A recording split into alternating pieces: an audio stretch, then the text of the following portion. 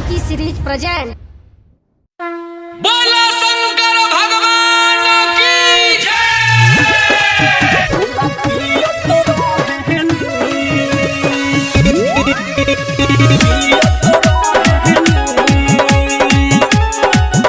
Mix by एलन गुप्ता।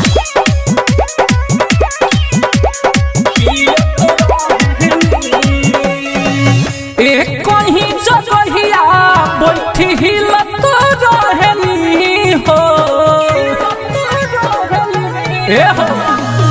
एक कहीं जगहिया बैठी हिलत रहनी, भंगिया पीसत रही हम भोला पियत रहनी, हम तो पीसत रहनी भोला पियत रहनी, बैठल बैठल सबसे मिलत रहनी, भंगिया पीसत रही हम भोला पियत रहनी, हम तो पीसत रहनी भोला पियत रहनी।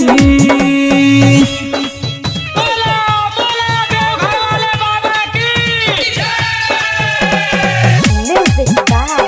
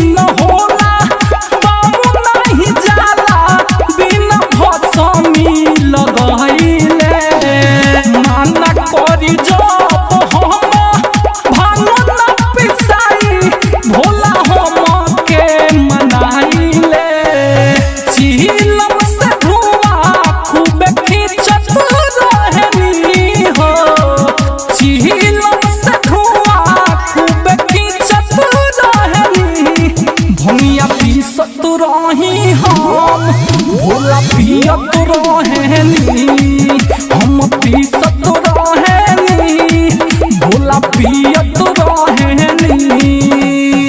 प्रेम से बोलिए बौरहवा बाबा की। म्यूजिक बाय मिक्स बाय एलन गुप्ता।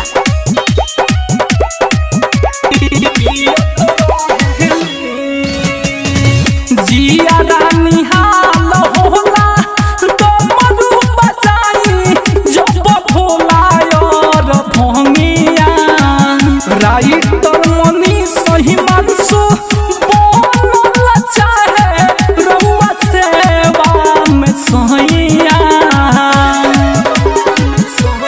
हाय हाय जिया रानी हाल होला तो मधु बचाई जब भोला और भंगिया, राइटर मनीष लोहलन बोलला चाहे रउआ सेवा में सोहिया, दाया दादा शादी हम है कहनी हो, दाया दादा शादी हम है कहनी, भंगिया पीसत रही हम भोला पियत रहनी, हम पीसत रहनी भोला पियत रहनी, एक कहीं जगहिया बैठी हिलत रहनी हो,